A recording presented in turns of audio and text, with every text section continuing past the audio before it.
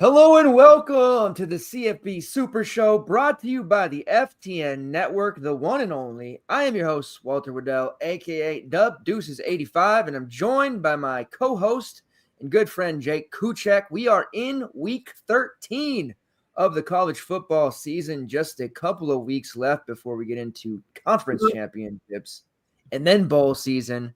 Crazy how fast this one has gone. We're on a little bit of a hot streak here. The last 2 weekends, pretty solid results. Had some nice stuff happen there. Could have done a little bit better, but we definitely hit on some of our conviction plays last week. Feeling pretty good about that. Week 13 brings with it a myriad of good fantasy-friendly games, and this is definitely going to be one of the more entertaining weeks, I think, of the season to date. And, of course, the Heisman race is on. The playoff race is on. All kinds of good stuff happening. Jake, how are you feeling? We're at week 13 already. Can you believe it? What do you think about this season so far? Holy cow, man! Seems like just yesterday we were riding Ty Felton to the ticket window and cashing all the money in week one, and it's been a fun road, and be interesting this year with an actual multi-team or multi-tiered CFP to see how those slates work out. And obviously bowl season has its own elements. But yeah, looking to finish this one strong. And when we get into these rivalry games, man, it's pretty exciting. It's pretty fun time of year all the way around. Yeah, definitely. All right, if you're new to the show, what we do here, we go game by game, breaking down the main slate, primarily from a DraftKings perspective. We tend to touch on FanDuel a little bit, but also PrizePicks, Underdog, and betting opportunities. We also give you a core, and then we have slate breakers, touchdown picks, all kinds of good stuff. If you're watching live, feel free to interact in the chat. Also on demand, you can drop comments. I always circle back around to look at those. If you are on YouTube, please hit that like button. If you're over on X/Twitter, hitting the repost, retweet button and liking that there. All of those interactions help us a great deal. It's the best way you can support us and show us your the fact that you like the show. You guys send to do us very solid there. And then Saturday morning, we'll be back live before lock, 1 hour, the Q&A session. So lots of fun stuff happening. Of course, college basketball, we're grinding away there.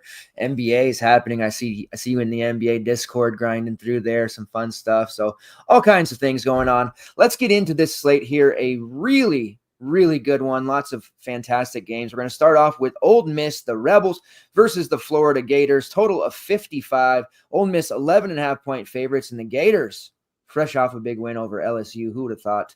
Take it away. What do you got here? Yeah, man, that Florida game surprised me a little bit. Definitely had the other side of that one. That was one of the games I felt more strongly about and got that wrong. I'm also going to say LSU would have done a lot better had they just given Caden Durham a chance to really get his legs going and work up a lather and get in the flow of things, because every time they gave it to him, he looked good. They didn't give him enough work. Which, maybe I'm a little bit biased on that one, just because we're such big Caden Durham fans on the program, and me in particular. But it was working for him. And usually if something's working, you got to go back to it. But kudos to Florida as well. They played a tough game. Had a lot of injuries over there this year and been tough to overcome, and been a tough season, but they're still playing tough now. That said, I think Ole Miss is a much better team than LSU, and I think has an opportunity to do some damage here with some usable DFS pieces. I don't know that Jackson Dart is necessarily one of them. He's always been in that 9K plus price range this year, and it's been difficult to get to him. And really only twice this season has he made us pay for not using him. Most notably against Arkansas, when he and was it Watkins showed up for 5 touchdowns to each other. Still that Jordan Watkins game, it irks me. But 9-1 for Jackson Dart is quite a bit. I see it being viable, but I don't really see it being necessary.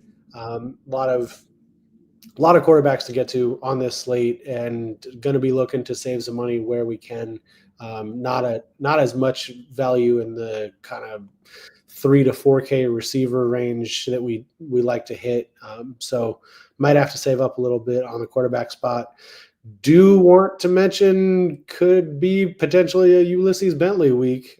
We saw a lot of him against Georgia. We didn't see him against Arkansas when I kind of thought we were going to see him. We did see 13 carries for him against Georgia. He didn't do much with those carries, but he did get in the end zone, and he also caught 4 passes for 36 yards. 38 yards. So at 4.2, that's exactly the kind of savings that we might be looking for the, and you got to understand, he's not a guy that's ever going to get 25 touches. But even if he gets that 15 to 17 touch work against a Florida defense that's a little bit more attackable than Georgia, we could see a big play or two happen in there, and we could also see him get into the end zone.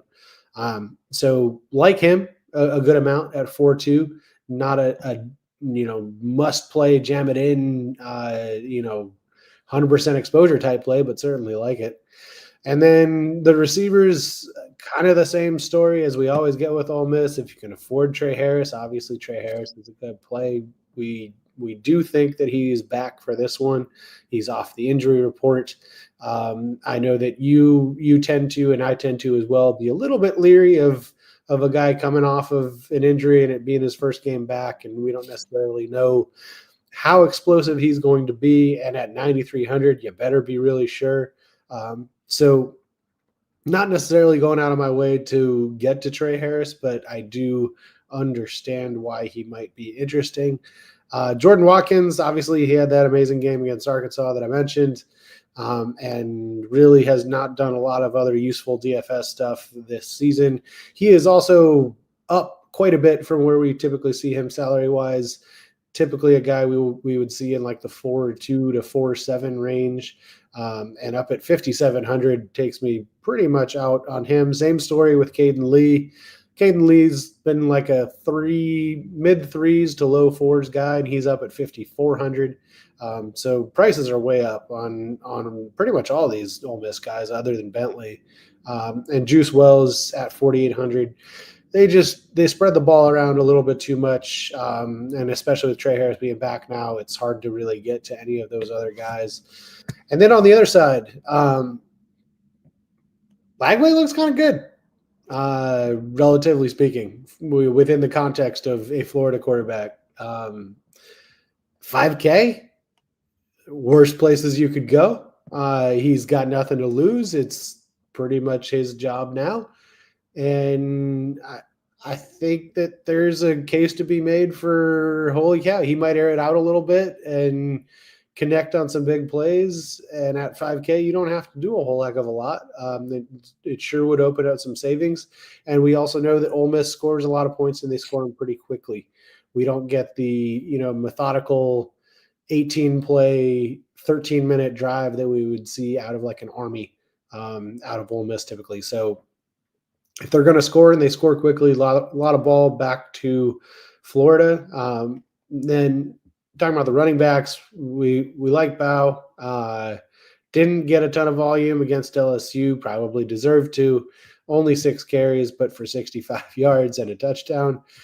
So he did get there from a DFS perspective, but got to look for a little bit more volume from him. If you think he gets, 12 carries or something, and, regardless of Montreal Johnson being back, and that's one of those, hey, he was back from injury, he was technically active, but he had 2 carries for 14 yards. So how active was he really? But it is a little bit of a mess in that Florida running back room. So outside of Bow, don't have a ton of interest there. And then the receivers, it is, as it always is, Badger and DK. They are up a little bit as well. We don't get them in the mid 3s to low 4s where we've seen them a few times. We got DK at 44 and Badger at 51. usable, but not guys I'm looking to prioritize in this one. So, all of that to say, really just Bentley is the only guy I'm particularly high on from this one. Yeah, Bow, man, he played pretty good, and we know we were the only ones that had him, and Durham pretty much. And it's just a shame because every touch he got was efficient, but just enough from Jackson to muddy the waters there and Lagway. So pretty tough to go back there. His price is up now, so it's probably a good thing for us because if he was 3-5 or something like that, still I'd probably be trying to talk myself into it. But yeah, I think we can get away from him there. Like the Bentley call, I think it makes sense. All right, North Carolina versus Boston College, total of 55. The Tar Heels are 2.5-point favorites. Definitely like that. Starting off with the North Carolina side at running back, a decision to be made. Omarion Hampton at 9.6K. Last time the Heels were on the slate last week was on the night slate, your forte, with Ashton Genty. Put up a pretty sizable amount of stats there, 244 yards. They give him 35 totes. Just the one touchdown. I got to get the guy more touchdowns there. Come on. 5 receptions as well. That's the second straight week that he has toted it over 30 times. So 67 carries in 2 games. It's a lot of volume.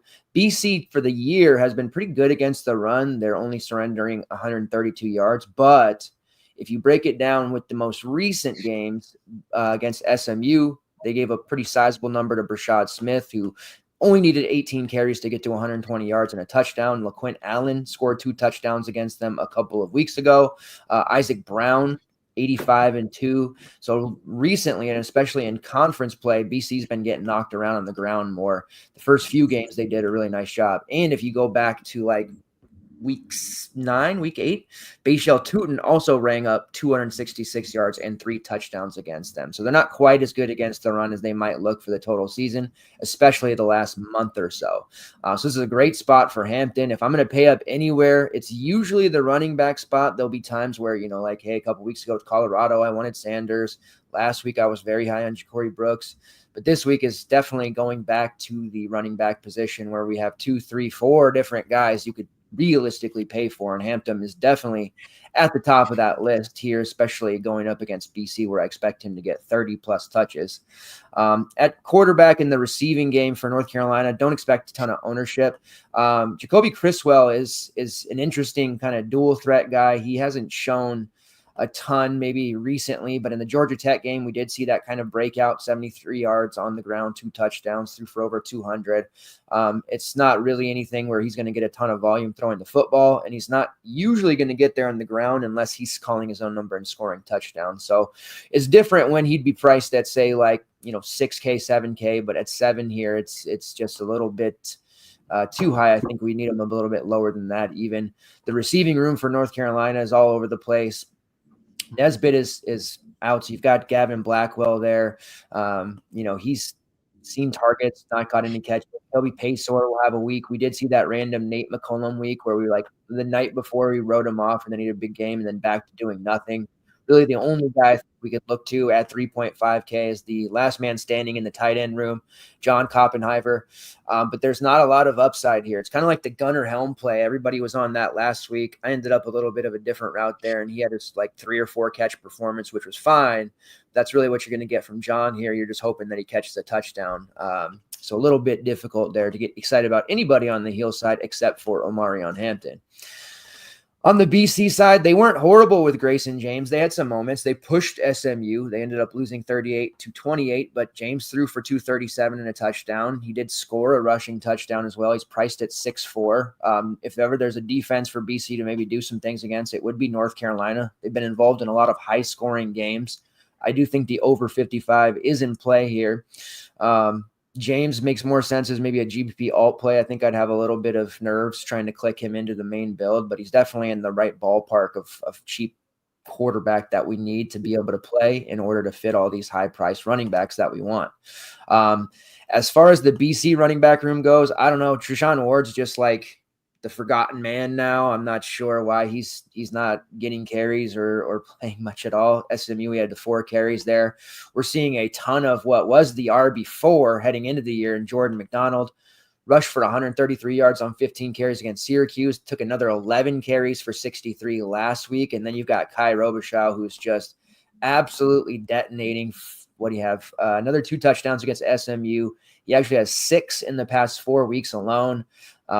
20 plus carries in back-to-back games. I get that they're protecting Grayson James a little bit. He's not actually a bad play. I don't know that we'll be able to prioritize him or land there at 5-6, but I certainly don't hate it. If there's an opportunity to play him, I think he's still going to be low owned, and it's rare for you to get a guy with appealing game logs with the last 2 or 3 games and not see a huge amount of ownership. We'll get an idea tomorrow when we do some aggregate ownership stuff, but he does look appealing there. And I think you can play both Hampton and Robichaux in the lineup if you want to. But I am a little bit nervous about BC, and I don't want to jump to him now and then have it bottom out. This is exactly the type of fragile play that the moment you do finally get involved with it, he gets like 8 carries for 20 yards, and that's a wrap. So definitely nervous about that. Lewis Bond, still the number 1 wide receiver on the team, but obviously with the quarterback play and the constant revolving door and inaccuracy going on, he had 2 for 26 last week. He's still cheap at 4.9. But I think we have a realistic play here in Kamari Morales, who's a tight end at 4K, has scored a touchdown in 3 of his last 4 games, 3 out of his last 4 also hitting the double-digit fantasy mark. Regardless of who's at quarterback, he remains kind of the most consistent option and more of that baby blanket-esque type target who's getting a lot of short yardage stuff. Against Louisville, he showed off some upside with a 54-yarder, but overall, Morales is definitely a guy that I could see using in our main. I think I'm going to have to find some sub 4K guys. You mentioned it's not real great down there this week, and it's not, but in order to fit these running backs, I have to get a little bit cheaper than that even, but Morales is definitely on my list of a guy that I want some exposure to. Looking at it, Lewis Bond leads the team in targets with 67.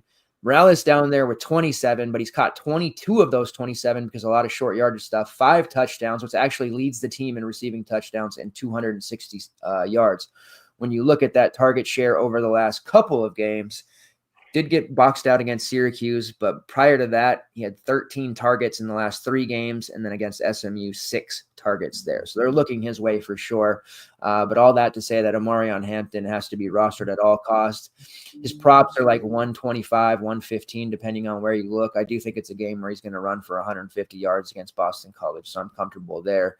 It's a high price to pay, but I feel much better about it than I do paying $10K for a quarterback, for example. So I'll be all over Hampton there, and we'll see what I do with BC. But overall, Morales and or Kai Robichaux. A lot of running backs. Hampton was a guy that I believe you used on the night slate with Genty. There were some cases there to be made to fade Genty for some of those great running backs that were on the night slate. You feel like going back to Hampton's probably the right call with even RJ Harvey on the slate, Taj Brooks, but this looks like a great opportunity for him to possibly put up another 200-yard game. And relatively speaking, Hampton getting 30 plus carries, 9.6 is a bargain. If you want Jonte services, he's 13.9 on the night slate. So Hampton comes at a massive discount with similar usage. I don't mind using Hampton at that price point at all. Yeah, for sure. We'll have to talk a little bit about Genty by the end of the night because he's facing a Wyoming defense that I think will happily let him run for 200 plus as well. But yeah, that's a big price difference. All right, moving on. We have SMU versus Virginia. Great opportunity for that SMU offense to do some things here. Total of 57. SMU 9.5-point favorites. It seems like Kevin Jennings is chalk every single week, and this is another matchup in which I believe he'll probably be popular. Tell us about this one. Yeah, the thing that I can't figure out in this one is who is going to be scoring these points for Virginia. They're only a 9.5-point dog. I get that they're playing at home, but it's not a low total. Like they're going to have to score some points to get anywhere near that total. And this offense is in shambles. I don't know exactly what happened with Calandria. Maybe he wasn't that good to begin with. Whatever the case may be, it's not there. It's not working for him. And you can score against SMU, but you gotta be able to put together drives and get first downs and make forward progress. And we haven't seen that out of Virginia for a while now. So yeah, Jennings should have plenty of opportunity. If the game does stay close, that would be great. Keep him, with the foot on the gas for all 4 quarters. Love to see that. At 7-9, he's just uncomfortable enough that hopefully, the ownership gets reduced a little bit. We were first on him when he was in like the low 6s, right? And so it was like, yes, absolutely. Give me 6,100 Kevin Jennings all day long. At 7-9, like he's just like every other quarterback. You don't have the discount on him. You do need the 303 to get him, viable. He does have the rushing ability more than he's shown. And so, hopefully if we decide we want to use him, hopefully we see a little bit of that show up in this one and we get that, extra boost to his fantasy total. But I'm into it. I could go Jennings at 7-9. That's a play that I'll not jump all over, but be reasonably interested in. Smith at 8-8. The only issue there is the volume. We don't ever see him get that 30 carry game, and for him to be at 8-8, and he's been up there once before price wise. And if you get 30 at 8-8, that's like barely cutting it. Like that's not a smash day at that price. And so you really need that third touchdown rushing, or hit both bonuses, or do something crazy to make that 8-8 price worth it. And so I think I would probably rather find the extra to get up to like a Hampton or Brooks. It's only 100 extra. I don't know that I'm as in on Smith, and nothing to take away from him. I think he's a fantastic player and he's done very well for us this year. I think that price is getting up there to the point that it is taking a lot of the wind out of his sails in terms of ability to profit at that price tag. Receiver room, quickly touch on those guys. It was phenomenal to see Jordan Hudson finally show up and do what we've been expecting him to do all year, which was put up a bunch of volume in the past game and get in the end zone. And he did it all in the same game for the first time this year. And of course, he landed on 99 yards, so didn't get to that 100-yard bonus, but 799 and 1, still a very impressive stat line for a guy that we can now have the services of at 4.6. I actually really like the Jordan Hudson play. He is going to be one of those guys where we are able to save a little bit and allow us to pay up for the Hamptons and Brookses of the world.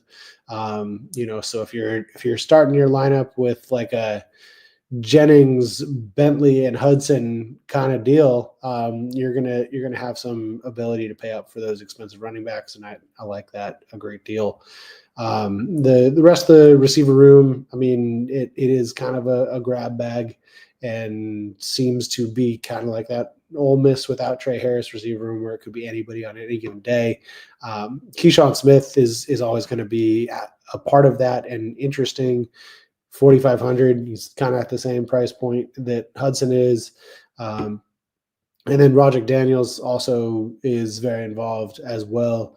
Any of those guys really in that, mid fours price point is very much viable, especially if you're using Jennings. Even if you wanted to use Jennings and multiple of those guys, we've seen him be able to support multiple receivers, especially if you're not playing Brashard Smith. So I do very much like this game and the passing game in particular. I don't like anybody on the Virginia side. The one place I think that we'll see people go is Xavier Brown. He's been getting a good amount of volume, has more or less overtaken Kobe Pace as the number one, although they're not really a high volume rushing offense to begin with. So the number one isn't as worthwhile in that offense as it is in some others. That said, starting running back, or at least a 1A type running back at only 4K is in consideration, but I would much rather due to game script reasons, be in on a Bentley for just a little bit more. And then Malachi Fields is an unfortunate case study in what happens when a great receiver has poor and inconsistent quarterback play. He had Saw it tonight with Kevin Concepcion. Sorry, didn't mean to interrupt you, but yes, very frustrating. What's that? I said, you see it. We saw it tonight and all season long with KC over at NC Oh State. yeah. Another great example of that. And we don't want to let Malachi Fields do that to us on Saturday. So going to be a tough play to get there. And there's just really nobody else in that room, even the pure value guys that I'd be excited about getting to. So maybe you have a shout from the Virginia side. Maybe you know who's going to score all those points to get that total up in the high 50s, but I can't figure it out as of right now. No, and Colin Drea, Virginia's got to get this new staff in there. Colin Drea is really cheap at 6'2" and has rushing upside, but his accuracy is so bad. The offensive play calling, just I don't know. They went back to Tony Muskett for the first time in a while. Like he's played a bit in the last couple of weeks, but they turned it over to him and he was just as bad. He did score 2 rushing touchdowns, so I guess that's good. But yeah, this is a team in shambles. Earlier in the season when they played that Wake Forest game, they looked so damn good. And there's some really talented receivers on this team. But as you said, there's just no way we can use them because the quarterback play is awful. And defenses are just playing for the rushing ability of Colin Drea. And it's causing him to really just kind of panic a lot and make bad throws. So I don't know that we can go to Virginia here, and maybe SMU just puts a bunch of points on the board. And if that's the case, yeah, we need to start considering them a lot more. Like the Hudson call, Roddy Daniels has been pretty consistent, if you can call a SMU receiver consistent. So I'm disappointed and sad because Virginia football is actually pretty fun to watch for the most part, unlike their basketball team, which we just saw. But yeah, it's a tough game to get excited about, but SMU definitely like some receivers there. All right, let's go to Wake Forest. Speaking of them, Wake Forest versus Miami, total of 66.5. Now, 2 weeks ago, we had all these north of 60 totals. It was all fun. Last week, we had, I don't think, a single game over 60. Ended up being kind of lower scoring, which plays to our favor, honestly. This week's going to be very high scoring, and you have a game nearly at 70. Miami, 24-point favorites coming off a bye. Had to think about that loss, the undefeated season. Now there's people saying they might not make the playoff. I think that's a little rash. But they're going to lay it out and pour it on this Wake Forest team. This is a Wake Forest defense giving up 281.9 passing yards per game. The likes of Colin Drea, who put up over 300 yards against them way back in week 2, somewhere in there. Jackson Dart lit this team up, 303 for Cade Klubnik. We even saw Ashton Daniels for Stanford throw for 202, which is 404 for everybody else. Fernando Mendoza sucked me in last week because he crushed this Wake Forest team. This is a great matchup for Cam Ward. They really have to leave no doubt and not take the foot off the gas at all. Ward's really expensive, of course, at 10.5 still. Probably not going to go there. I'm just going to do my old tried and true 300 plus passing yards prop. I'll probably have to kick it up to 325 because the odds are getting the odds are getting a little bit tougher at 300 plus. But I expect him to throw 40 plus times, 320 yards, 350 yards, 3 or 4 touchdowns. That's going to happen. As far as the DFS plays go, we got to try to find somebody in the receiver room. Damian Martinez still cheap as a running back, and Wake Forest does get ran on too. But there's just enough work coming out of there from Fletcher and Allen and sometimes Lyle where it's tough to get to Martinez. I don't want to waste the running back spot on him. Now, it sounds weird to say because last year, if we ever had Martinez at 6.1, he would have been 100% owned. But I can't use him in a main lineup right now, even though that price is great for him. So that leaves us with a Miami receiver. At the very top of the mountain is, of course, Xavier Restrepo, who's priced accordingly at 8K, and is usually good for either 100 plus yards or a touchdown. The Miami, because there's so much passing volume, there's a lot of targets to go around. So you don't have to pay that top tier price if you don't want to. And it's going to be really hard when you look at the running back room or options on this slate, Restrepo probably can't be that highly owned because people simply just won't have the salary. So I think that means a guy like Isaiah Horton, who's a little more affordable at 6'2" and has basically worked his way into the WR2 spot, he'll be probably more popular. Jacoby George, who was cheap for a time there, he was under 4K just 2 weeks ago. Now he's back up to 5.4 because he had a pretty strong string of games there. Still kind of that tweener WR2, WR3. And then you have the tight end, Elijah Arroyo, who's actually kind of expensive now at 4.3 after he caught a 74-yarder in that game against Georgia Tech. Can't really go there to him at 4.3 as much as I love Arroyo. There's too many games where he bagels or only gets 1 or 2 targets. He's very touchdown dependent. So that leaves us with one option and one option only, really, because we're not going to be able to afford George or Horton with the lineup that I'm going to be looking at. And that's going to be Samuel Brown Jr., who has 3.7K. Was all the way in on him against Georgia Tech. 3 catches for 27 yards at 3.2. Now he's 3.7, still a very affordable price. Not bragging on that performance by any means, but you have to look at that game individually and see what exactly happened there and how close we were to a big one. He had 6 targets, which was third on the team there. One of them sailed over his head, which was a surefire touchdown. If Ward hadn't missed him, I'm very confident that he would have either broke a big, long reception there or scored. And then he had 2 drops on his other 2 targets that were not catches. 2 for him, easy catches that he dropped. So we could have been looking at a 6 for 100 and a touchdown day very, very easily. He was like 3% owned. Whatever, we still had a good day, but I'm going back to the Samuel Brown train. No concern for me about those drops. I think they figured that out in the bye week. I don't think that Ward's going to be a guy that's like, going to brood and not throw at him. I think he's just going to throw at everybody. So I'm right back on Samuel Brown. I do not expect any ownership on him once again. This can be another sub 5% play, and those targets are there. You saw the big upside against Louisville, 3, 125, and 1. Going back through his chart, 6 targets, 5, 4, 4, 7, 3, 5, 8, 5, and 6. So he's only been below 4 one time, and that was all the way back in week 5 in that death game against Virginia Tech that they got handed to them. If you watched it, I'll admit.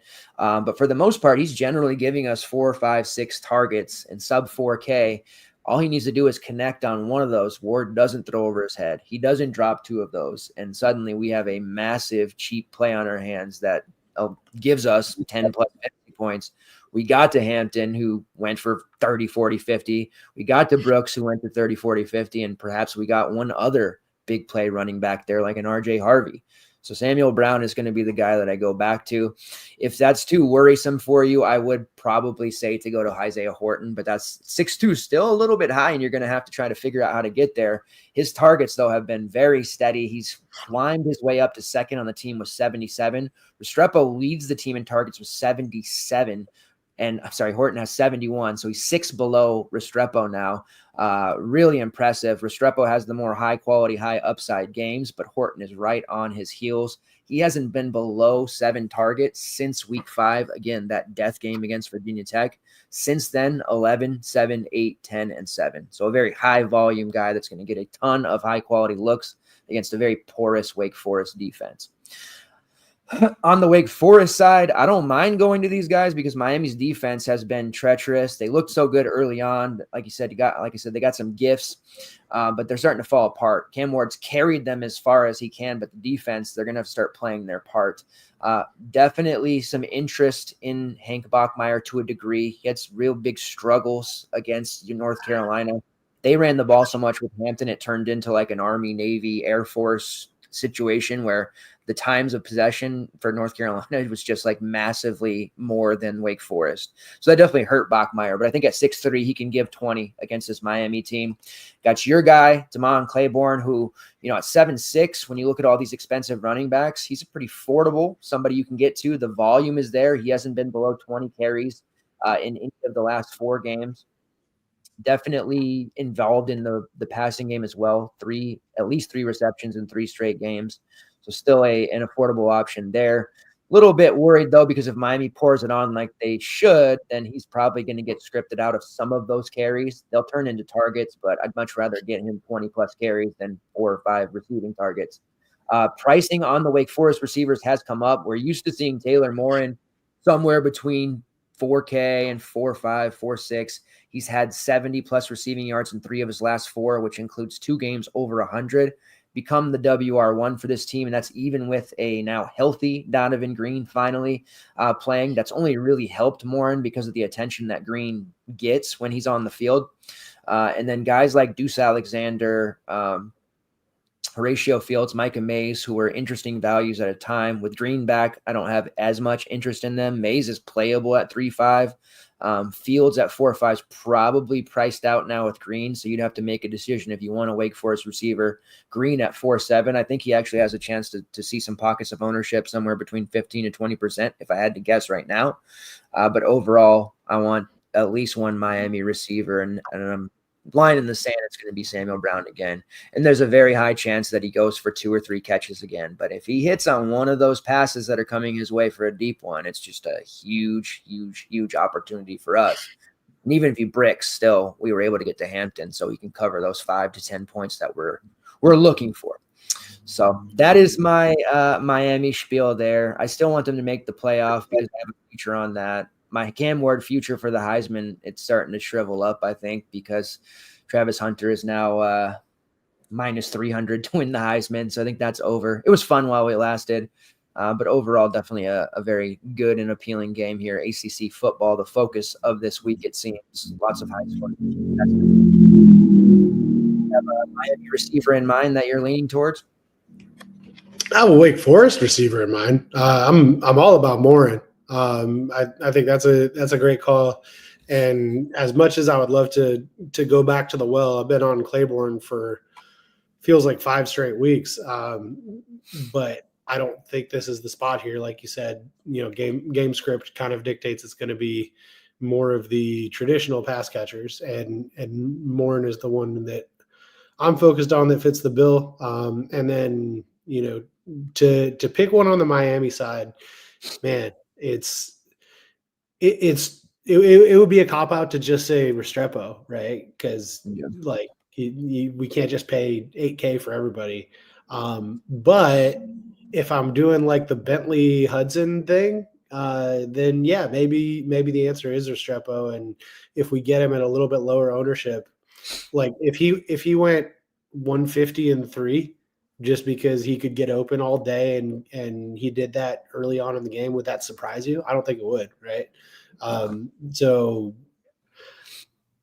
I do like Restrepo the most, even though that's probably like a pretty crappy answer. It's the Restrepo and Morin and being cheap elsewhere is how I would do that construction. Yeah, and it's definitely, a guaranteed high floor, right? Even Restrepo in games where he started slow in the first half and was like, oh, he's got 2 for 20. What am I going to do? He still ended with 100 and a touchdown or 2 because they lean so heavily on him. And the way that Miami plays, they just kind of sleepwalk through the first half and then they end up putting on the points in the second half. But I don't think they're going to do that in this one. So yeah, definitely don't mind Restrepo if you can get there. All right, let's move on to Indiana versus Ohio State. I always give you Ohio State. You got a good read on them. 53 total, one of the lowest on the slate, not the lowest, but one of them. And they're 10.5-point favorites, which tells us the Hoosiers, they have an opportunity to make the playoff here. They need to do what seemingly would be impossible at the beginning of the season. Maybe not so much now. Got to give Ohio State a game. I think they can. Ohio State's pass defense is susceptible sometimes. Who do we like in this game? Yeah, man. So Ohio State in the past has lent themselves to a lot of fantasy friendliness. You have a condensed receiver room. They really only run 2 backs.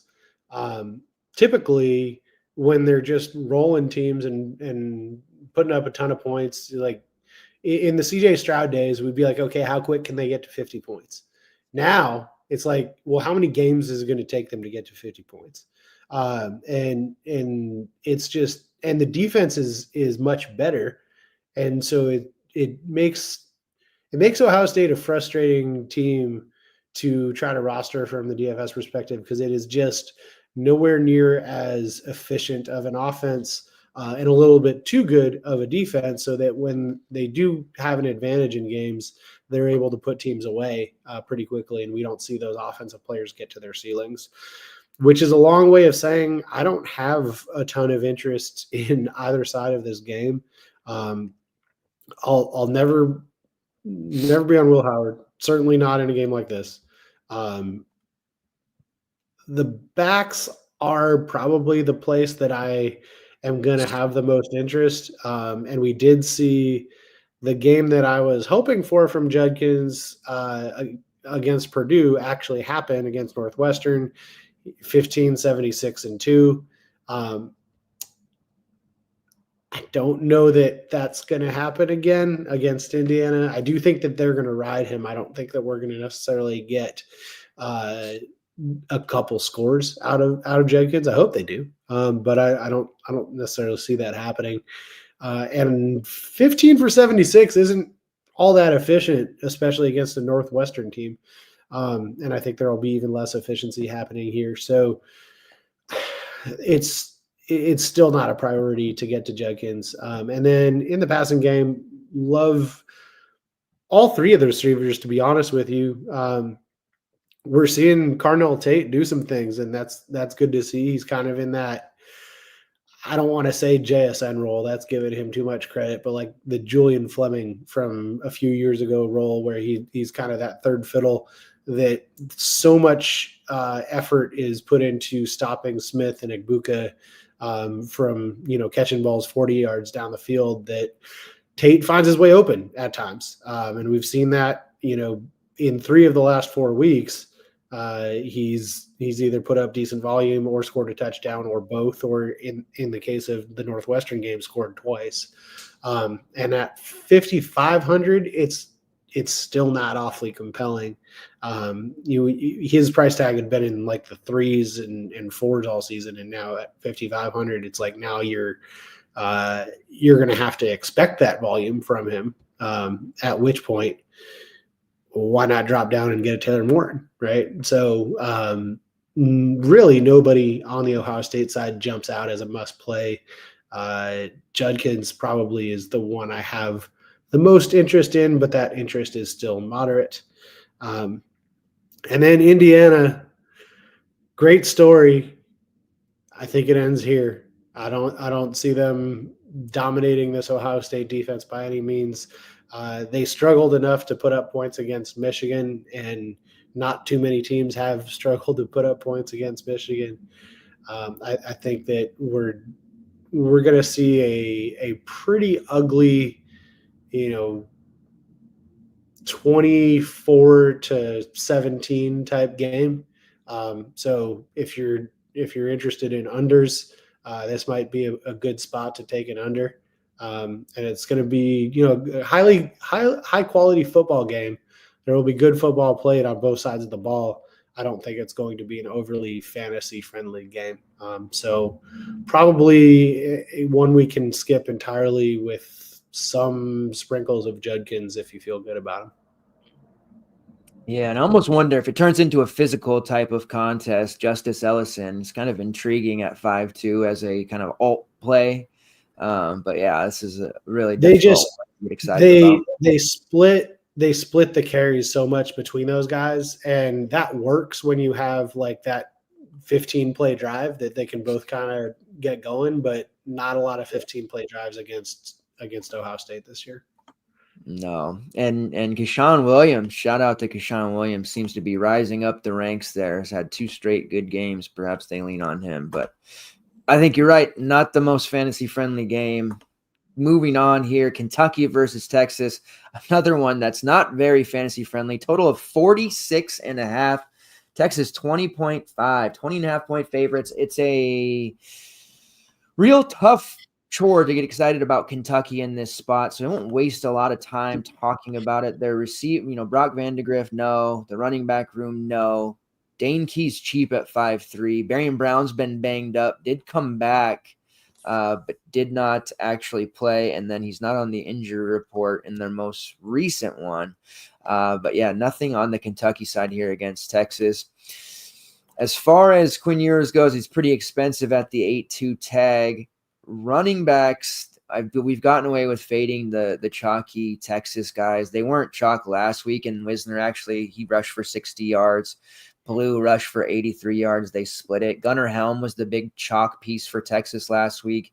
3 for 32, didn't really get there. I don't know that anyone on Texas is really going to pop here as a popular play. It's going to be the first time all season I think Texas has been on a slate where we didn't see at least one of their players getting, 30% or more of the ownership. So Wisner priced at 6.4 is like, no thanks. Blue at 6.5, no real love there. The receivers are still pretty cheap where you can get there. Bond at 5K, like there's a breakout game waiting in there, right?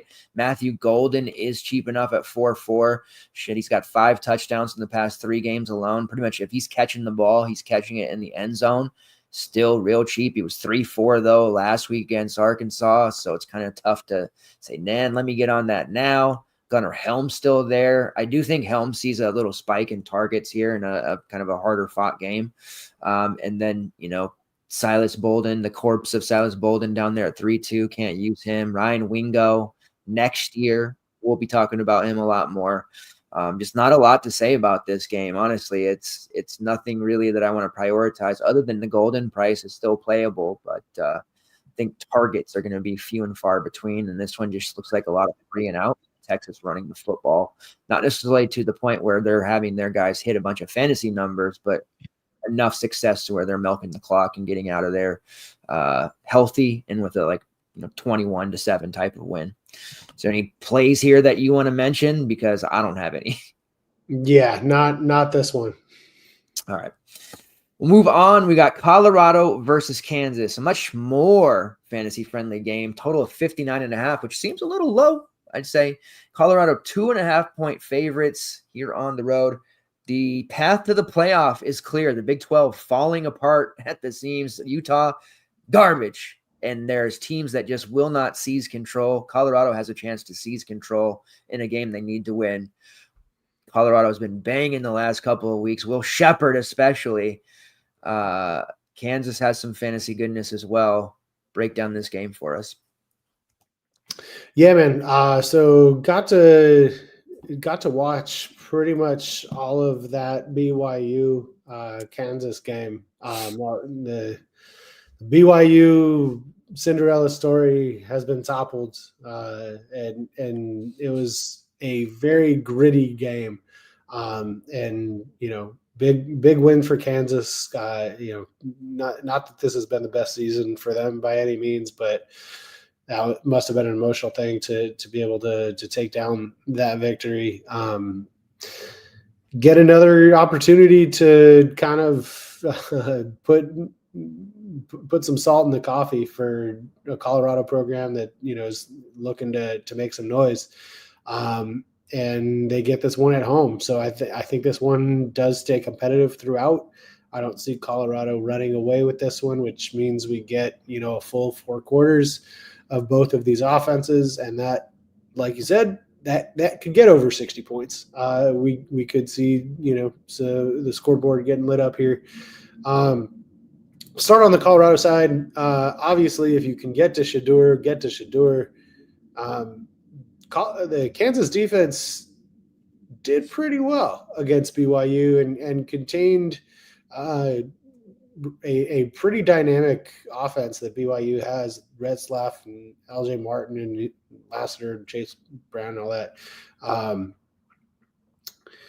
Or Chase Roberts. But Shedeur is a very different kind of quarterback than Retzlaff is, and the offense just runs differently and functions differently. I don't think that they're going to be able to contain him in the same way. There are some talented corners on Kansas, but they aren't going to be able to scheme the same way against the kind of talent that Colorado has. And obviously, you know who we mean, Travis Hunter. But with teams scheming as much as they have to stop Travis Hunter, that's opened things up for Shepherd and Weister, like we've seen in recent weeks. And both of those guys have been not just like on a point per dollar basis, but raw fantasy points better than Hunter. Certainly last week, and I want to say the last 2 weeks. And I think it's just a function of the amount of attention that Hunter gets from the opposing defense.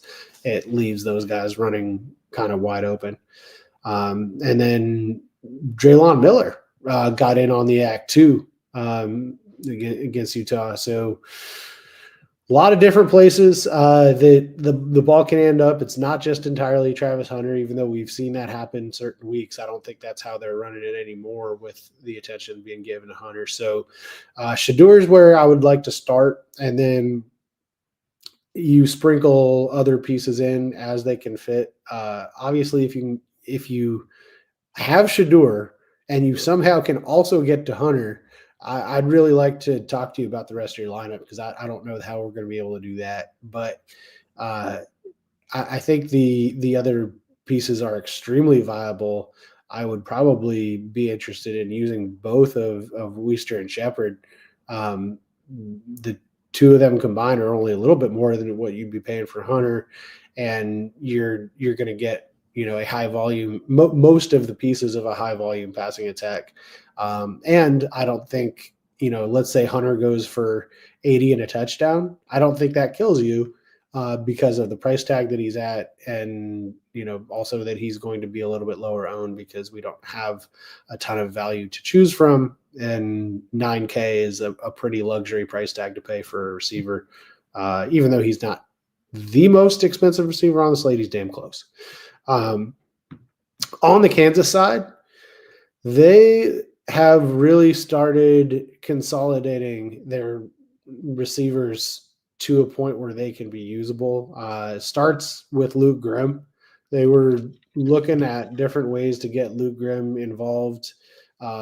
Stat line didn't really show it. Only 4 catches for 77 yards against BYU, but that was very much not an offensive explosion type game. That was a very grinded out kind of game, and we've seen Luke Grimm against a little bit different kind of defenses like a TCU or West Virginia, for example, have some extremely explosive games. Now he's up at 6K. He's not a massive bargain either, but that is very much who they were focused on getting the ball to against BYU, and I think that continues here. If you think that he gets shut down by Travis Hunter, then you can go down to Quentin Skinner down at 4,900. Skinner is going to be a very high variance player every single week. We are going to get 2 catches for 40 yards, or we're going to get 6 catches for 150 yards and 2 touchdowns. There's not a lot of in between with Skinner. I do see this as a week that I think he would trend more towards having a spike week. Number one, because of the likelihood of Hunter being focused on stopping Grimm, and number two, because Lawrence Arnold came out of the BYU game shaken up, didn't finish that one, and probably will not be playing. And certainly, even if he is playing, will not be at 100%. Which leaves a lot of opportunity for Skinner to do some damage in the passing game and be left, free to roam, so to speak. And then we still got to talk about the running backs. Definitely more interested on the Kansas side. Devin Neal at 7,500 is a very reasonable price for him. Between him and I think Claiborne is at a similar price point. I think Devin Neal would be a pretty easy choice. As much as I like Claiborne, this is just a much better spot for Devin Neal. And if they are going to try to keep the ball out of the Colorado offense's hands, pounding the rock with Devin Neal makes a ton of sense. Not super interested in Jalen Daniels. I think using a receiver is enough exposure to the Kansas passing game, whether that be Grimm or Skinner. On the Colorado running side, I know we were doing and I guess we should probably get this right for the record. Are we saying Augustave? I've heard a few different pronunciations. It doesn't matter. We're not going to play him. But what are you pronouncing his name like these days? I've been saying Augustave. I don't know. I don't talk about him enough to I should probably do that also. But Augustave is the way I've been pronouncing it. Okay, we'll go with a chance to be right.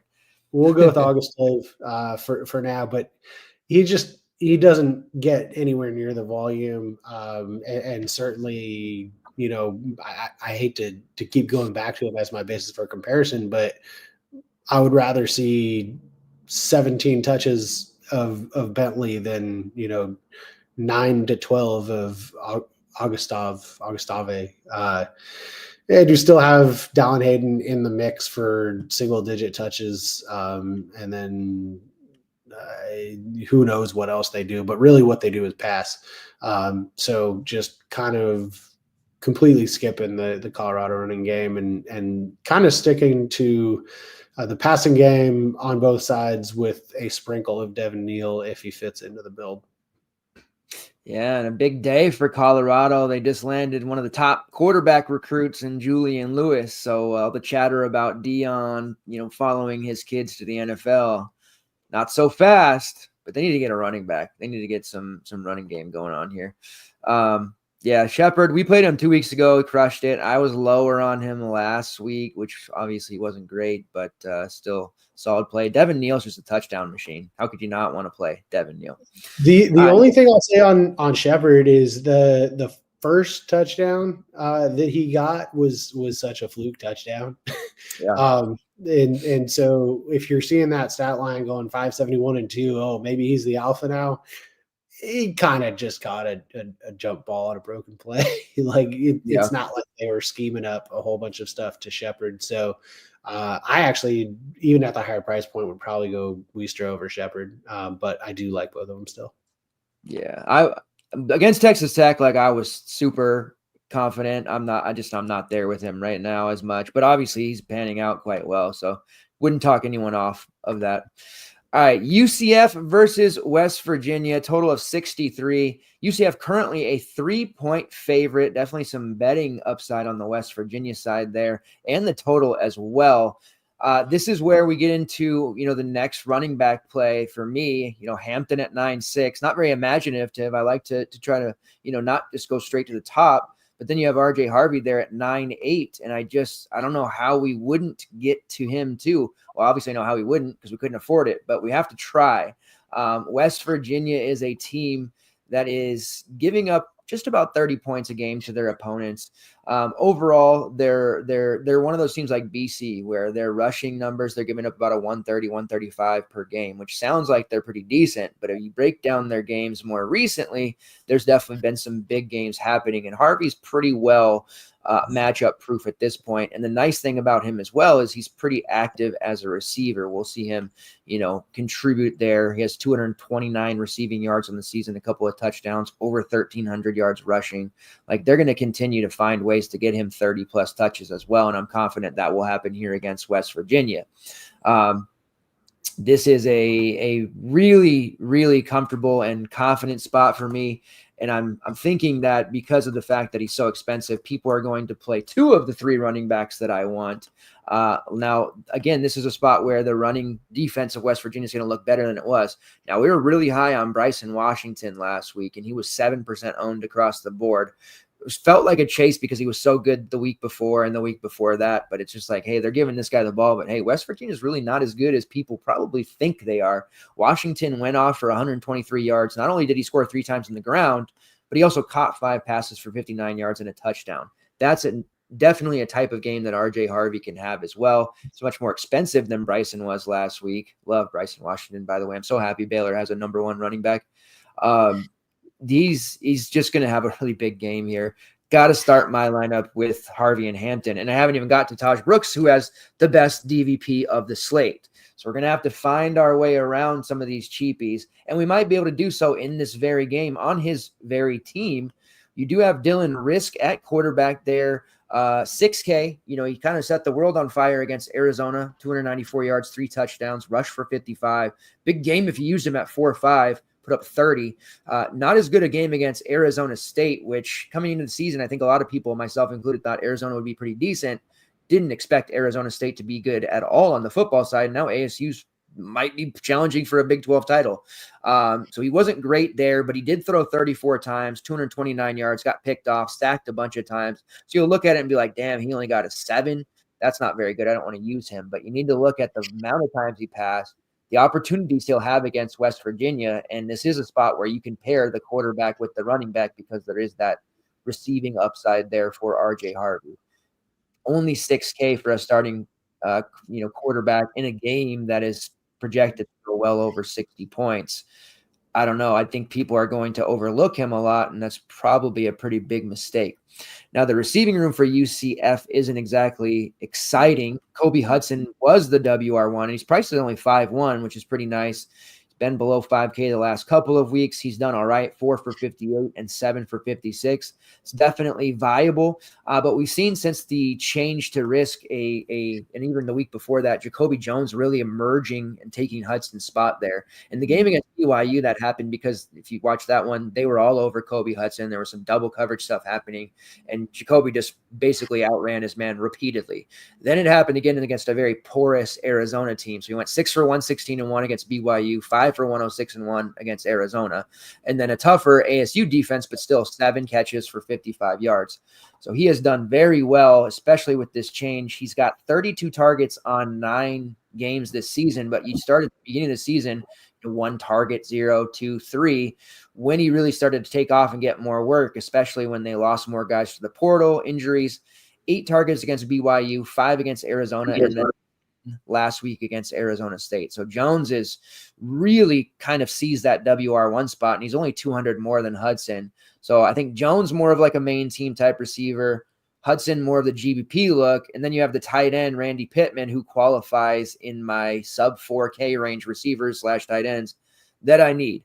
5 catches for 80 yards against Arizona, 2 touchdowns, and then against ASU, 4 for 62. So you see, even though Risk didn't do all that well individually because of the sacks, he still got 3 receivers that were cheap, all pretty much to double-digit fantasy points in the game against ASU, where they did score 31 points, and RJ Harvey got his as well. So this offense against West Virginia is definitely potent, more potent than it's been throughout any point in this season when we thought KJ Jefferson was going to be really legit, and he never turned out that way. So I'm definitely on the Pittman wagon here. He's second on the team in targets with 38. Hudson leads the team in targets with 67, but we've seen a big change, like I mentioned, over the last couple of weeks. And even with Pittman, since week 8, 4, 5, 6, and 4, he's caught all but one of his targets in the last 2 games. He is a very high volume guy when they get into the red zone as well. Touchdown upside here in this one. Just makes a lot of sense to that 3.7 price point. So certainly not suggesting that we pay Harvey, Pittman, risk all this UCF stack, although it could work. They're going to score 30 plus points. I'm pretty damn confident in that, but there's some ways to get Harvey here without feeling like you're putting in a bunch of just, one-off scrubs that are going to have to get lucky with. This UCF offense is going to score points, and outside of Harvey, none of them are expensive. On the West Virginia side, last week, I fell in love with Mendoza because of what he did against Wake Forest. Cal really got smacked in the mouth there. Didn't work out. For a similar price, Garrett Green was there, and he was coming back from the 3-week layoff because of the injury, and obviously he was the way to go. 129 rushing yards, 2 touchdowns. He also threw for 237 and 2 touchdowns on his way to 44. We did well last week, but we would have been in GPP Bink territory if we played Green over Mendoza.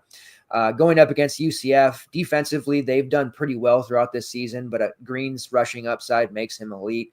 If you can get to the 7-8 price point, he would be the quarterback I'd want to play. When I look at all the various quarterbacks on this slate, I think Green is probably my favorite, but I've mentioned it twice in the Discord in the past week and a half. Whenever I've been this way with Green, and as a whole, we've been, our number 1 quarterback for the slate. He's either gotten hurt or he's just laid an egg. And obviously that's more of a variance thing than anything, but it's definitely made me a little bit nervous because he's definitely dudded out in some very high value situations. And this is one that I think he should put up 30 plus and has the capability to do so because of that rushing upside. So definitely my favorite quarterback personally. At running back, you've got 2 cheapies in CJ Donaldson and Jaheim White, but with Green taking a lot of that upside away from them because of his rushing. In the red zone area and goal line area, he calls his number more often than not. So even though they're cheap, I don't think we can really get to them. They're playable, but they're more GPP looks. When it comes to the receiver room, they've lost some guys. Your dude, Traylon Ray, is gone for the season. That's a big, it was a bad injury. Had to get carted off. That was a pretty big loss for them. So now you're looking really at three main options. The tight end Cole Taylor, who's priced there at 3.8, definitely playable. He's one of those guys that you're not going to get some, huge 20 plus fantasy point game out of, but he has hit 12 or 10 plus fantasy points in 3 of his last 5 on DK. And it's that classic 5 for 50 and possibly a touchdown stat line at 3.8. You get 10 or 11 from him at that price. I think you got to feel pretty good about it because of what he is enabling you to get to. The big play threat on the team is Hudson Clement at 4.8. I don't think I can pay the price for him. Just not that I don't want to. I just don't think I'd have the salary to. But he's good for at least one big play every single game. I think his touchdown prop is the way we want to attack it with him. And then looking at where the targets are without Ray, because he was second on the team with 47. So he's got to come from somewhere. Justin Robinson, who missed some games in the middle part of the season against Baylor. Once that injury happened, he stepped in. He had 7 targets, only caught 2 of them for 36 yards, but he was definitely a guy that Green was looking to more often, especially in the second half. And then you have Rodney Gallagher, who's got 25 targets on the season. He's been a more steady 2 to 3 targets per game guy. He didn't see any increase once Ray was out. It was mostly Justin Robinson. So I do think he has some intriguing upside there. You look at everybody else like a Preston Fox, Traylon Davis, some of these backup tight ends, they're all between 1 to 2 targets pretty consistently. So it's going to be Clement, it's going to be Cole Taylor, and I think that third option now is going to be Justin Robinson, who is very cheap at 3.5K. I actually think he is the better play than Taylor for large field stuff, whereas Taylor is probably more safe for that single entry floor because you might get 3 from Robinson, but because of those increased targets, I do think he can put up a 15 plus 4 in this particular matchup. So pretty high on Robinson compared to probably what the rest of the field will be. A lineup with Robinson and Samuel Brown, for example, probably both of them sub 5% owned. If each of them score a touchdown, or even if just one of them pan out, I think that's going to make a huge difference. So that's where I'm at with the West Virginia receiver room. Safety and Taylor, upside with Robinson. Love Garrett Green, but I'm nervous. And I think you can get away with playing Dylan Risk and RJ Harvey together. But it is no secret that I will be playing RJ Harvey and Omari and Hampton together. And I have played around with lineups. I can make it work without hating myself too much. Might hate myself at the end of the slate, but at the beginning of the slate, I don't hate myself too much.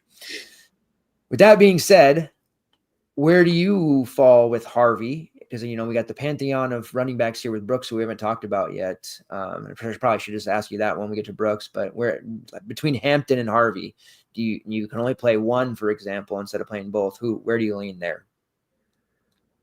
You know what? I pretty consistently have found ways to avoid landing on Harvey all season, and that just has not worked out. But I'm not going to change that up now. I think I'm going to stick with the volume because Harvey does it through explosive plays and Hampton does it through volume.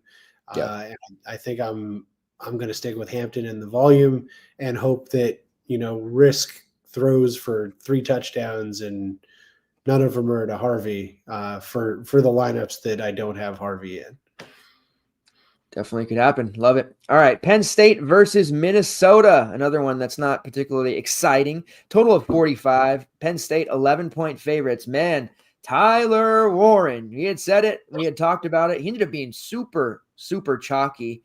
Found a way to get to him when we had some Jaden Bow swaps and stuff happening. But geez, we knew he was going to be involved, but 42 damn fantasy points. That was nuts.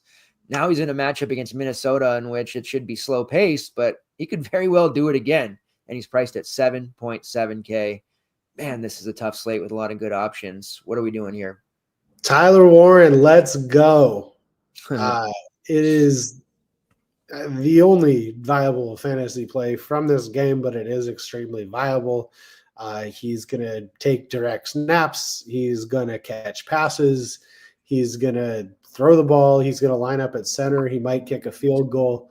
I don't know if you get the field goal points. We haven't had that before. I don't think you do. We'll see. I'm out of words. Like you thought that like Arizona State was using Scattaboo in a bunch of different ways. And like that was like a really exciting thing that they were doing. And then like all of a sudden you get this Tyler Warren based offense. And it's not like Penn State doesn't have a good offense to begin with. Like they have two extremely talented running backs in Singleton and Allen. But they're like, no, let's give it to this 6'6", 260-pound tight end. Let's just let him do stuff. It's great. I mean, yeah, he's extremely expensive in, a matchup where you don't expect, like, I don't think Penn State's going to score 40 points or anything, but he's going to be involved in everything that they do. 8 catches last week, only 3 rushes, but one of them went for 48 yards and a touchdown. I can't tell you how he's going to do it, but in one way, shape, or form, Tyler Warren's going to do some stuff. And I don't hate the play. It's a lot to pay. I think that there will be probably less ownership than is warranted. No pun intended there. Because of how little value, again, we have, and because of the elite running backs that we have, 7-7 for any receiver, let alone a guy who's not even really a receiver, it's going to be a lot. And people are going to go, yeah, he's too much of a gadget guy. I can't do it at 7-7. I think that's wrong. I think that he's going to do it one way or another. And if he gets 35 fantasy points at 7-7 and doesn't make you use a running back spot, that's pretty valuable. So it's kind of like the Restrepo thing, where he's really expensive and he's not helpful for building lineups where the running backs are expensive too. And I think there's some potential in that. So I like him. And that's all we have to do on that game. We don't really have to talk about anyone else. Love it. Yeah, I was happy that I got it in because I wasn't planning to play him, but things worked out with how cheap the running backs were that we used. It was a cheap running back week, and I'm happy I got him and Brooks. But man, I don't know how I can get to him this week, and that's a scary thought. I think he's one of those guys, and I did this in baseball. I was like, there's certain teams that I'm like, I'm just going to stack the A's every day for the rest of the season and not think about it. I will have an A's stack every day. And I think Tyler Warren is that for me for the rest of the few games we have left in the college football season. I think I just have Tyler Warren in a lot of lineups, no matter what the circumstances are. Yeah. And especially that, I don't know, I have an affinity for tight ends, and Brock Bowers, they ran him a little bit, not as much as Warren, but we got to that point with Bowers. It was like, you just can't fade him. So yeah, especially if you're running multiple lineups, you'd be doing yourself a disservice without playing him somewhere.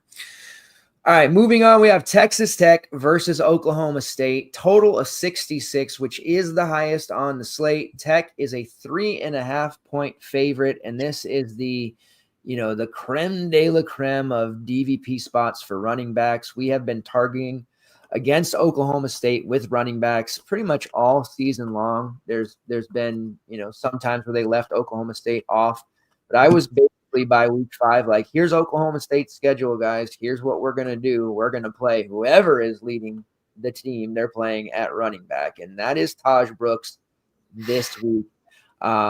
Just another expensive running back, so we're going to have to make some tough decisions. At least he's a little cheaper. He's under 9K, but not by much at 8-9.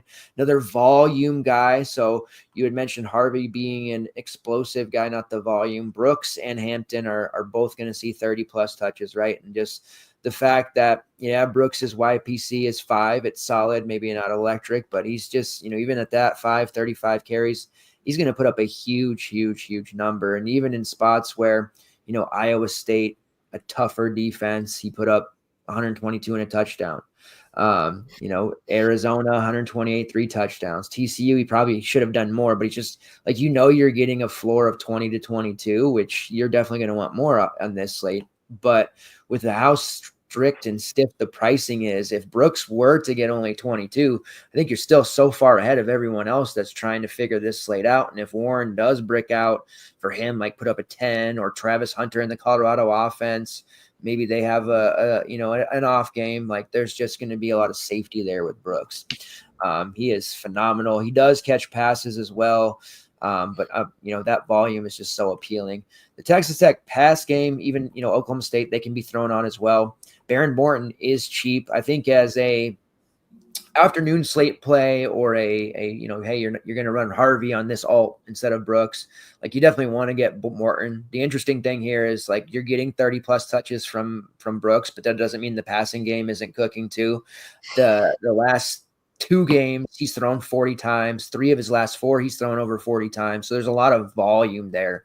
And the receiving room for Texas Tech is outstanding. At 7K, you get Josh Kelly, who's risen back to the top. Nice 8 for 106 against Colorado, 8 for 127 and 2 against Iowa State. He had a few, by his standards, down games where Cade Douglas had 3 or 4 games in a row. It's like, damn, he's kind of seized control, or Caleb Douglas.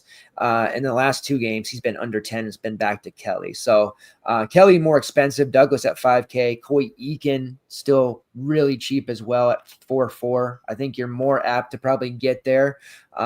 I would play him over Douglas for sure. He's kind of more of that like 3 to 4 target, 3 to 4 catch guy, but he does have those weeks where he catches multiple touchdowns or gets close to 100 yards. But it is all about Brooks for me in the main lineup. On the Oklahoma State side, we can't write them off either because Texas Tech's defense is a beatable unit.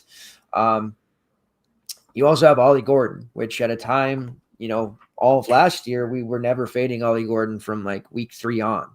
And now since week 3 of this year, we really haven't used him, especially after the Tulsa abomination game that happened. It's been really difficult, but he has played pretty well. 3 of his last 4 games, we've seen him hit 20 plus fantasy points. So he is doing quite well. That was against BYU, Baylor, and TCU. Some easier defenses there, but the BYU game certainly impressive. Scored a couple of times, caught some passes. An interesting GPP look, or maybe an afternoon only type of play, because I think people are still in this, where they're writing off Ollie Gordon every single slate. And I certainly haven't played him either since week 3, but I do think this is a spot where you could put up 30 plus and have sub 10% ownership. And there's just a ton of upside there for Ollie. In the receiving room, the 104 targets of Brendan Presley has been impressive. 71 catches for 667 yards, 7 touchdowns. Stribling, 75 targets, 43 catches, 749 yards, and 5 touchdowns. Then you've got Lynn Shelton, Rashad Owens, Josh Ford, some of these secondary options. But Presley has been the main go-to. He's more of a luxury play, though, at this point, right? At 7.2. Like, we're probably not getting there, but he did have 15 catches against Baylor. He had another 10 catches against TCU. There's just a ton of volume for Presley, and I think it's a mistake to kind of completely write him off. And he is the premier run back. If you're going with Brooks, hoping for a big running script there, Oklahoma State has to pass it. Presley's going to get 18 plus targets. That's just going to happen. Stribling isn't cheap enough at 6.6. If you are playing an Oklahoma State receiver, I think you just find that extra couple $100 and you play Presley at this point. Stribling does have upside, we know that, but Presley's just very, very safe. And as far as quarterbacks go, they've tried some other ones. They keep getting hurt, so they're back to Alan Bowman again.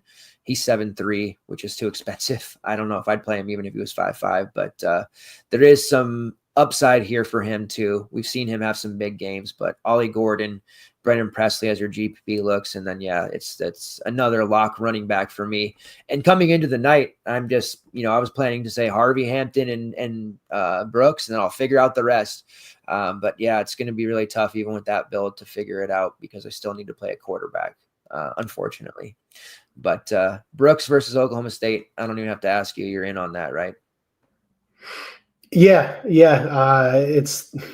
I mean, between him and Hampton, if I'm deciding between those two, I'm probably still going Hampton. But I do want to find a way to find room for Brooks in places.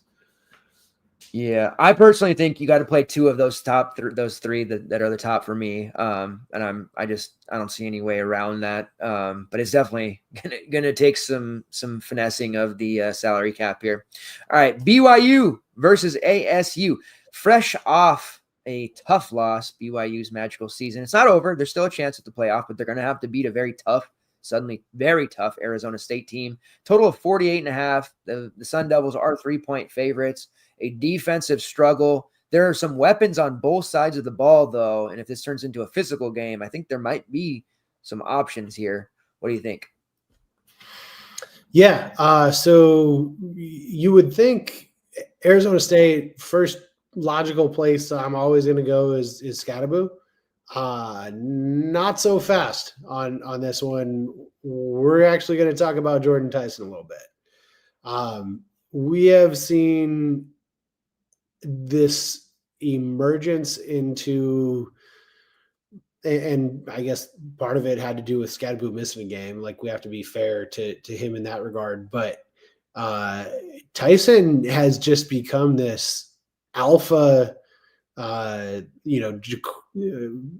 Brooks, Xavier Restrepo type receiver that is pretty much the only guy that they look to. I mean, they hit the tight end Matera a few times, but they mainly are looking to Jordan Tyson. 12, 176 and 2 against Kansas State, following up on a 799 and 2 against UCF, and an 881 and 1 prior to that against Oklahoma State. 6-108, kept out of the end zone in that one against Cincy. But these last three games in particular for Jordan Tyson, where Scadaboo either hasn't been there or hasn't been involved to the massive degree that he was previously, has just turned him into the alpha. And high volume alpha type receiver typically is going to be in that like high 7, low 8 range, and we are getting him at 6,500. Now, BYU has a strong defense, has a strong pass defense, has some physical corners, but the defenses are still going to be keying on Scadaboo. That's still the primary objective to stop on this Arizona State team. And so we're not going to see, Travis Hunter type coverage on Jordan Tyson, just because I don't think the game planning has caught up to his skill set and his ability. And there is a lot of meat on the bone at the $6,500 price tag. So he's actually the guy I'm most excited to play in this game. Even though there are plays from both sides that I also like, it is tough with Scadaboo that he's at that 9.4 price tag with the Harveys and Hamptons of the world. That, I don't know that we're getting to Scadaboo over the trio of Harvey, Hampton, and Brooks, especially because I like Tyson as much as I do. And then quarterback Levitt is an interesting play, especially if you're going to have Tyson in the lineup at 7,500. He's not a massive premium. He's kind of in that Jennings pricing tier, where you're expecting kind of 303, but he won't kill you if he doesn't do a whole lot more than that. So he's certainly in play there. I like him more than I like Retzlaff, who, for as exciting as he is to watch in, real life football and the story behind, him being at BYU being super interesting, hasn't really gotten it done the last few weeks, from a DFS perspective. And he's actually the more expensive of the two. So don't have a ton of interest there. LJ Martin, I wish they would commit to using him a little bit more. You see him get a full head of steam a couple times and you go, okay, he's rolling now. And then Ropati comes in and catches a 30-yard touchdown on a wheel route or something. And it takes the wind out of the LJ Martin sails. He was my slate breaker against, I want to say, Oklahoma State. I forget who it was. And he had a great game. He went for like 20 and 102, but it was not the like 3 touchdown 200-yard game that I was hoping for out of him. And so I think the upside is capped a little bit by that, and he's at kind of that tweener price point of 7K that I'm not falling all over myself to use him, because we're not getting too much of a discount on him. And then with Lassiter and Roberts, interesting spot for both of those guys. I don't think that there's going to be much ownership on either of them. Lassiter is probably the one that I prefer of the two. A little bit more explosiveness, and a little bit more of a floor to the Chase Roberts game, but more ceiling to Lassiter, and that's what we're looking for on a very high scoring slate like this. So if you wanted to do like kind of a Tyson and Lassiter pairing from this game, I wouldn't hate that at all. It's an interesting way to play this one. And then Rapati down at 4-7. He's definitely not a high volume back, but they do like going to him in the change of pace role, and he would be kind of similar to a Bentley play with even fewer guaranteed touches, but a little bit more explosiveness. So very, large field GPP, high variance play, and Rapati don't necessarily, need to get there. And then I guess a couple more receivers for alt builds. Keelan Marion has seen a little bit more involvement and also gets some kick return work. And then on the Arizona State side, if for whatever reason me effusively praising Jordan Tyson didn't convince you, but you still want Arizona State pass game exposure, Shimon Mateer down at 3,800. Definitely a guy who's going to be touchdown dependent, but does have touchdowns in each of the last two games. So at 3,800, if he catches, 4 for 40 and a touchdown, you're all of a sudden looking okay at 3,800. So definitely some pieces in this one, but very highly interested in Jordan Tyson. Yeah. And I have a GBP touchdown call for JoJo Phillips, but it's a very lean play, so be careful there. Don't play him in your main or anything. Okay. He's my guy. I like him, but they don't give him enough work. Say that about a lot of their guys, though. All right, last game on the slate: Pittsburgh versus Louisville. Total of 58. It is a 7.5 point spread in favor of the Cards. We had some pretty decent success there. We had a feeling that Ja'Cory Brooks at his price last week, which was 7-7, he would be a little bit under-owned. He was. He had 9 for 104 against Stanford. He wanted that touchdown, but didn't get it, 22.5. Now he's 8-2, which is priced out for me, not because I don't think he can. He will struggle against Pittsburgh. They're giving up nearly 300 yards per game lately to quarterbacks. But that's just a price point that I'm not going to be able to afford. And I don't trust enough of the rest of the receivers there. Like Chris Bell is up to 5.5 now after his 100-yard game against Stanford. That's a bit pricey considering he was 3.5 a week ago. And it's just really difficult to feel like we can get to any of these guys besides, kind of grasping at straws and just taking some dart throws. Huggins, Bruce, he's just not working out. Nate Kariski was it a couple of weeks ago? He had 2 touchdowns, but then he disappears. So it's Brooks or nothing in the receiver room, and we just can't afford him. And with Tyler Shuck at 8.4, that's another price that I think is a little bit out of our range. He's been under 15 fantasy points in each of the last 2 games. Does have some upside there, but that's just kind of more of an overpriced, like 2% play you're just trying to get some exposure to. Now, Isaac Brown was mega chalk last week, and I knew he was going to be like somewhere between 15 and 20% in my head, but he ended up being like massive, 35, 40%. And the Stanford rush defense, not that it was great, but I just thought that the pass was more exploitative way.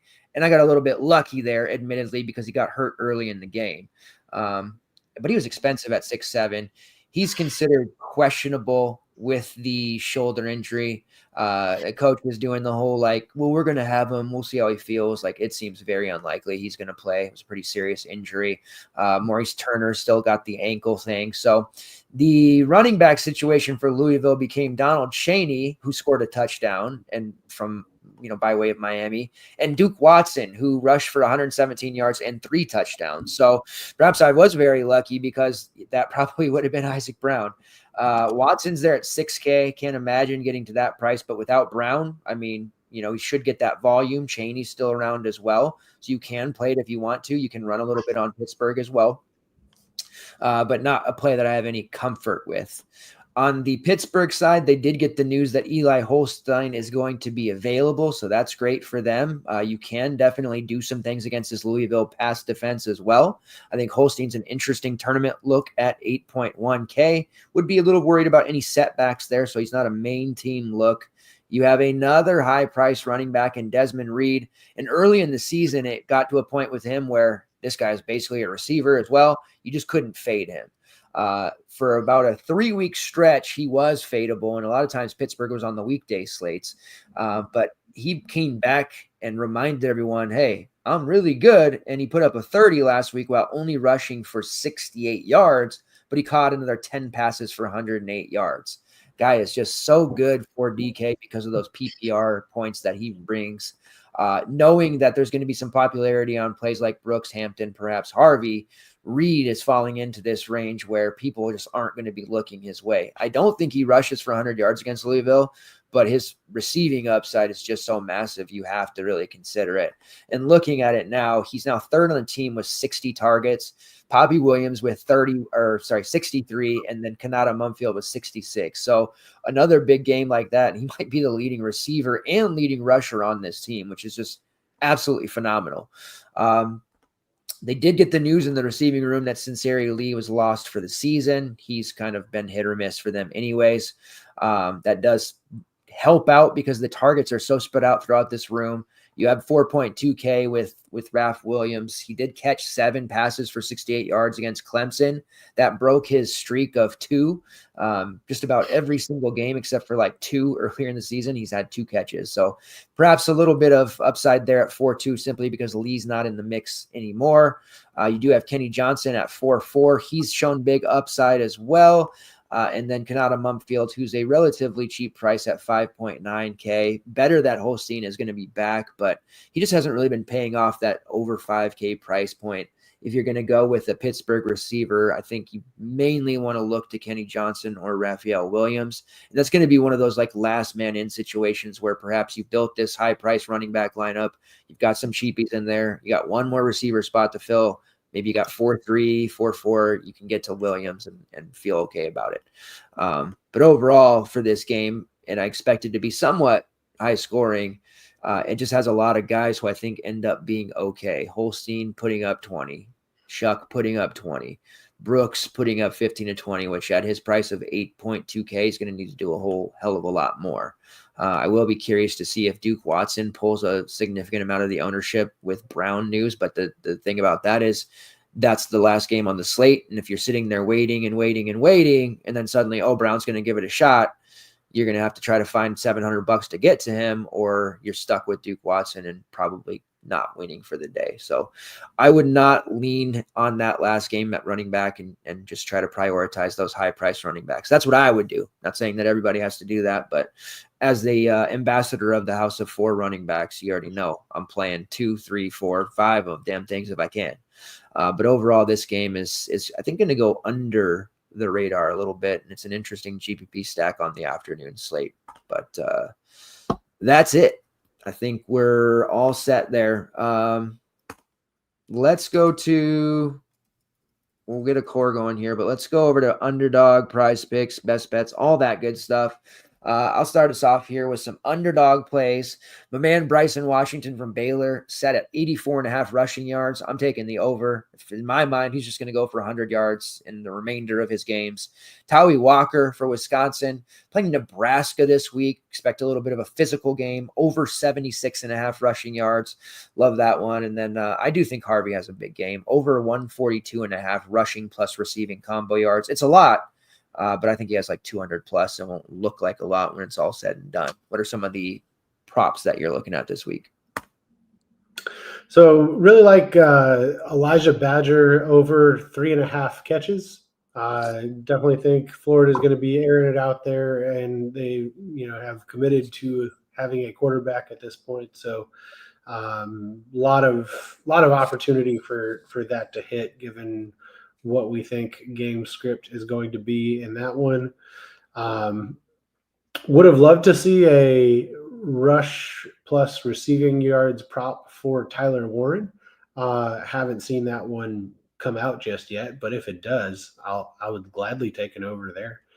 I will go with in the absence of that, I'll stick with the Penn State running game, and I'm actually going to take an under on Katron Allen, under 62.5. It's kind of interesting. They have Singleton at 46.5 and Katron at 62.5, and you typically think of them being that much of a gap, and certainly not Katron being the one who would have the higher total in that gap. So I'm going to go under 62.5 for Katron because really all they're going to do is give the ball to Tyler Warren and let him do his thing anyway. Then I'm also going to go over 1.5 passing touchdowns for Dylan Risk and hope that we see the touchdown variance go a little bit more his way. Yeah. Speaking of Katron Allen, he was very chalky last week. 6 carries. Did have a receiving touchdown, but that just shows you like, hey, they're in a great spot for Allen and Singleton, but they're just committed to giving the ball to Tyler Warren. And when you think about that, it's like the fade becomes very scary because if they're willing to give him that kind of work against Purdue, what's he going to get against Minnesota, which is at least a team with a pulse that is capable of keeping it somewhat close, at least for a couple of quarters. Some of the best bets that I like: Arkansas State -3 versus Louisiana Monroe, Florida Atlantic. It was +3 on Tuesday when we gave it. It's now +2.5 versus Charlotte at home. Both teams canning their coaches. I just think Florida Atlantic has more athleticism and talent overall, so I will take them and the points at home. Duke +3 versus Virginia Tech. Virginia Tech is just their injuries galore. They were a team that many thought had an outside shot of being a playoff team, but injuries had other thoughts. And then North Texas -2.5 versus ECU. We love North Texas. That game's gonna be a lot of points, but I do think they end up winning that one and covering the 2.5. That takes us to the very end of the show. Let's give cores, and then we'll get your slate breakers. What is a 3-man core looking like for you over on DraftKings, my good sir? So we're going to go with Risk at quarterback to build some savings into our overall lineup construction. And we're going to go with Hampton at running back to blow those savings out of the water. And then we're going to go with, I've mentioned him a few times now, Tyler Warren at receiver.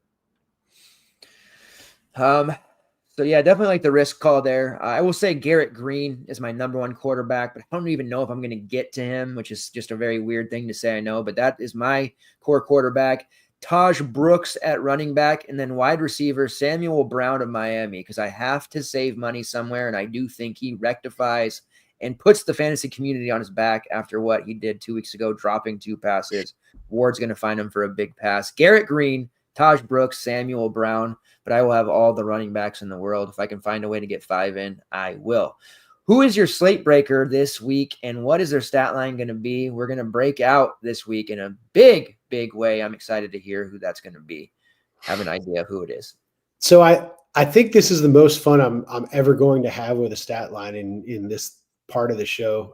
So it's going to be Tyler Warren, of course, with 9 catches for 130 yards and a touchdown receiving, 5 rush attempts for 47 yards and 2 touchdowns rushing.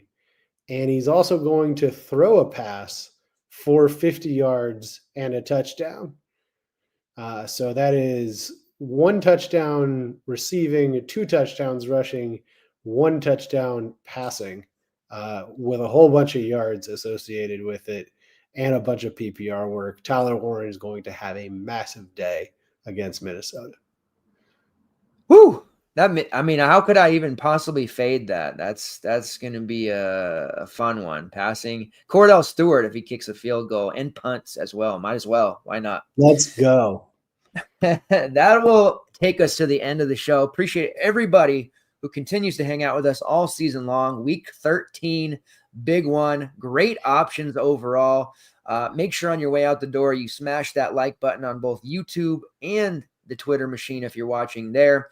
Back Saturday morning at 8 a.m. PST, 1 hour before lock. I'll be pulling double duty with college basketball as well. Probably talking a little bit about it on the show, since most of you that do follow both sports.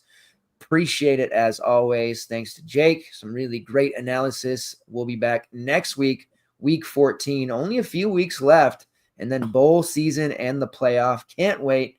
Thanks a lot, guys. Take care. Let's get those green screens and window trips. See you next week.